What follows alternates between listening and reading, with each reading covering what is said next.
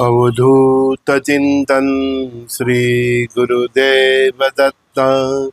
श्री गुरुदेव दत्त। श्री गुरुदेव दत्त। ओम शिव आदि शिव महाशिव सदा शिव शंकरा नमः। ओम शिव आदि शिव महाशिव सदा शिव शंकरा नमः। ओम शिव आदि शिव महाशिव सदा शिव शंकरा नमः। अवधूत चिंतन श्री गुरुदेव दत्त। श्री गुरुदेव दत्त। श्री गुरुदेव दत्त। शब्दों की कोई खोट नहीं है। जहाँ भी देखो वेद है, उपनिषद है, गीता है, ऐसे ज्ञान के कई भंडार है, ऐसे कई प्रवक्ता है, नेताओं की बातें सुन लो, है ना। हाँ, फिल्मों की बातें सुन लो, गानों को सुन लो, शब्दों की कहाँ खोट है। विपाल विपुल शब्दों है, हाँ? तो खोट कहाँ है? खोट हृदय के भाव में। वो शब्दों के पीछे जो भाव होना चाहिए वो भाव नहीं। संगीत सुन लो, कथाओं सुन लो, प्रवचनों को सुन लो, एजुकेशन के रिलेटेड जो भी है सुन लो, नेताओं के भाषण सुन लो, हमारे जैसे अल्पज्ञानियों की बातें सुन लो। शब्दों की कोई कमी नहीं है, बस उसके पीछे जो भाव होना चाहिए वो भाव नहीं। आज विद्यार्थियों को ट्यूशन लेने की जरूरत क्यों पड़ती है? क्योंकि वो शिक्षक के हृदय में भाव नहीं होते। भाव से अगर शिक्षा दी जाए तो ट्यूशन की जरूरत ही नहीं। और गुरु भाव से शिक्षा ली जाए तो भी ट्यूशन की जरूरत ही नहीं। पढ़ने के बाद भी क्या पढ़ा वो मालूम ही नहीं, है ना।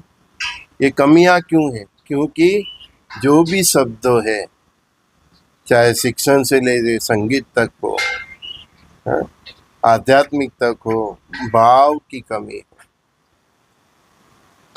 भावहीन मनुष्य हो गया, उसी को कलयुग कहते हैं। हम सैटरडे संडे को होटल में खाना खाने जाते हैं, पेमेंट के सामने हमको खाना दिया जाता है। भाव नहीं है।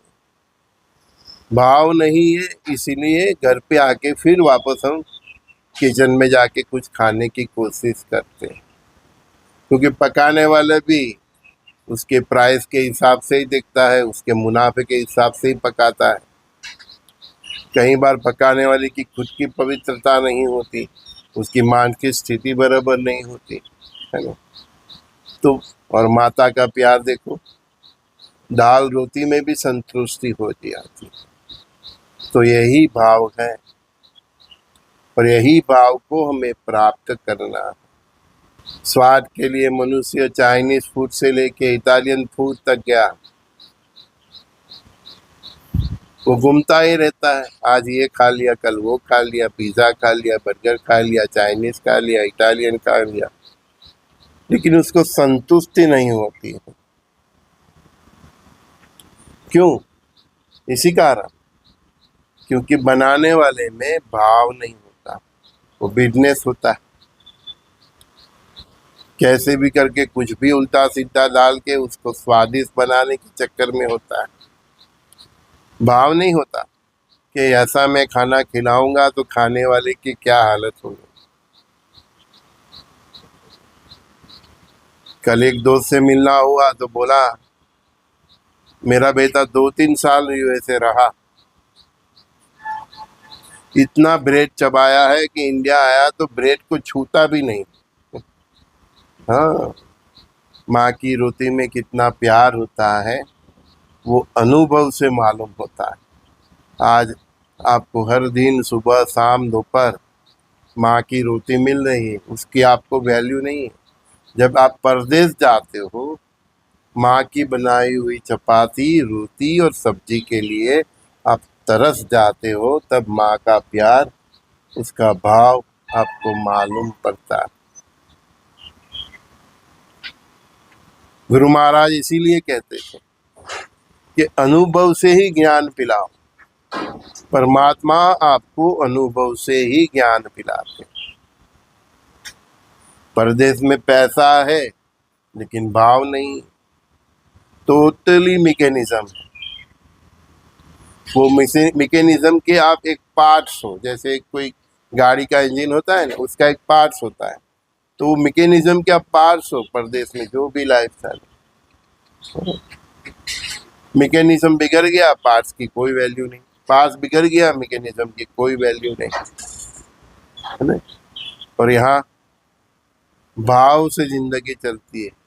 एक इंसान कमाता है, पूरा परिवार खाता है। हमारी सिस्टम ने परिवार की जो योजना है, कुटुंब की जो परंपरा है, इसीलिए है। किसी न किसी के भाग्य से सब जीवन चलता है।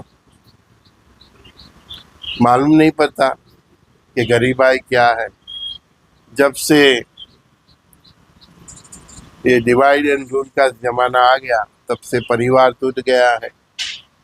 हर व्यक्ति अपनी अलग मुकाम बनाना चाहता है और अपनी अपनी अलग अलग किस्मत होती है। तो कोई अच्छी तरह से जीता है तो कोई परेशानी से जीवन बिताता है, क्योंकि हमने कुटुंब परंपरा को तोड़ दिया, है ना। तो जो रोटी बनाने में माता की उंगलियां जल जाती है, उसके आंगरी के तिरवे, उसके आंगरी के तिरवे जल जाते हैं, उसमें जो स्वाद होता है, तृप्ति मिलती है, वो दुनिया के किसी भोजन में नहीं।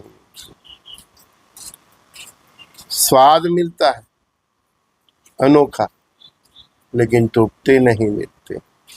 कुछ नया खाए ऐसा अनुभव होता है, लेकिन संतोष नहीं होता। फिर होटल से घर पे जाके वही रोटी ढूंढते हैं जो कभी हमारी माँ बनाया करती थी हमारे लिए। कई मंदिरों में प्रसाद भी बेचा जाता है। प्रसाद का मतलब ही बेचने वाले को नहीं मालूम कि परमात्मा के साक्षात दर्शन, उसका शॉर्ट फॉर्म है प्रसाद। तूने परमात्मा के साक्षात दर्शन को ही बेच लिया, तो तेरे मंदिर जो आएगा उसको क्या मिलेगा? वो मंदिर में बस एक स्टेच्यू ही है, समझ लेना। उस स्टेच्यू के अंदर भी भाव नहीं रहेगा, क्योंकि तूने उसके भाव को ही बेच डाला। हाँ, साधु परंपरा में, ऋषि परंपरा में जो भी साधु के घर जाते हैं, संत के घर जाते हैं, जहाँ उधर बनाए हुआ मंदिर का दर्शन करते हैं, तो भोजन के वक्त आते हैं तो भोजन कराते हैं, चाय के वक्त आते हैं चाय कराते हैं। ये हमारी ऋषि परंपरा, गुरु परंपरा का, हमारी सनातन धर्म संस्कृति का बेस है। आपने तो प्रसाद ही बेच दिया। अरे भाई, कुछ नहीं कर सकते तो खिचड़ी और कढ़ी खिला दो, उसमें क्या लगता है पैसा? तेरे पास जो आया है वो भगवान के दर्शन के लिए आया है, तू साला उसको भगवान का प्रसाद भी नहीं बांट सकता उसके साथ, तो काहे को मंदिर बनाया है? बिजनेस करने के लिए बनाया? भगवान के भाव को ही दे दिया, परमात्मा के साक्षात दर्शन को ही बेच दिया। तेरे जैसा विधर्मी कौन? तू विधर्मी ही है, तू धर्म नहीं है। तू नहीं है, तुझे मालूम नहीं है, फिर भी तू बता दूं मैं, तू विधर्मी ही है। फिर उधर सब गुरु चेलाओं में बखाड़ा होता है, झगड़े होते हैं। इसीलिए होता है क्योंकि तुम्हारा बेस ही गलत है। जो मूर्ति की प्राण प्रतिष्ठा की, उसके हृदय के भाव को ही तूने परमात्मा के साक्षात दर्शन को ही बेच दिया। उधर आने वाले को भी क्या प्राप्त होगा? कुछ नहीं होगा। प्रसाद बांट नहीं सकते, काहे को मंदिर बनाते हो, काहे को आश्रम बनाते हो, काहे को गुरुकुल बनाते हो। आप एक वक्त भी रोटी नहीं दे सकते तो बनाओ ही मत, जहाँ है वहीं पे रहो। परमात्मा ने क्या कमी रखी है? नदी का जल दिया है, प्रकृति का साथ दिया है, चावल पका सकते हो, गेहूं पका सकते हो, गाय के लिए चारा भी बना सकते हो। साले तुमने सबने जमीन का सौदा ही बना दिया है। जो तुमको फल सब्जी देते उसके ही भाव इतने बढ़ा दिए कि फल सिद्धि प्राप्त होना ही मुश्किल कर दिया। सब गलत कर दिया, तभी तो ये युग परिवर्तन की क्या बताऊं। गलत दिशा में मनुष्य चल रहे हैं होते हैं, तभी परमात्मा को युग परिवर्तन की जरूरत पड़ती है। फिर पूछते हैं कि परमात्मा इतना क्यों कृपा नहीं करते, क्यों इतना विनाश करने जा रहे। अरे साले तुमने प्रसाद भी बेच दिया, धरती दिया तुझे चावल खिलाने के लिए, खाने के लिए, गाय का घास चारा भी बेच दिया। कहीं स्टेट में तो इसकी भी बहुत चल रही है ना। पशु को आहार को भी बेच दिया है ना। और परमात्मा के साक्षात दर्शन स्वरूप तूने प्रसाद भी बेच दिया, तो परमात्मा अभी प्रलय नहीं करे, तांडव नहीं करे तो क्या करे? अभी तक नसीब वाला है कि तेरे घर तक उसका तांडव का अग्नि और जल नहीं आया है। बहुत जल आने वाला है, देखते रहना। अगर ये मेरी बात तेरी खोपड़ी में नहीं पड़ती है तो। प्रसाद आप मुफ्त बांटोगे तो जो मूर्ति होती है उधर उसके अंदर का चैतन्य जागृत रहता है, उसका भाव जागृत होता है, जागृत रहता है। और ऐसा प्रसाद लेने के बाद भक्तजन को ऐश्वर्य की प्राप्ति होती है, ईश्वरी ऐश्वर्य चैतन्य का अनुभव होता है। सालों तुमने सब खत्म कर दिया, अब तुमको धंधे नहीं पड़ेंगे तो क्या पड़ेंगे? इसीलिए तो परमात्मा को युग परिवर्तन करने की जरूरत पड़ी। वो किसी धर्म का नहीं है, उसका बेस ही यही, सनातन धर्म उसकी संस्कृति का बेस ही यही है। तुमने ये बेस को ही उथल पुथल कर दिया, तो फिर वो पृथ्वी को उथल पुथल करना दे तो क्या करेगा? समझ में नहीं आता।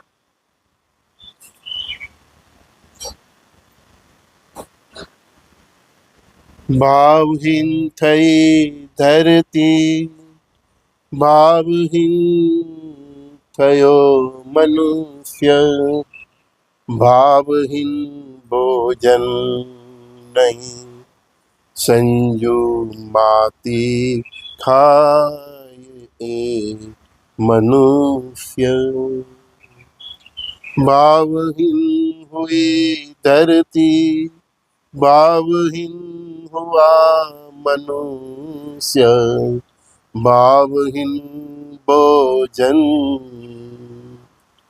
समझ मनुष्य मिट्टी खाए। यह समझ मनुष्य माटी खाए। यह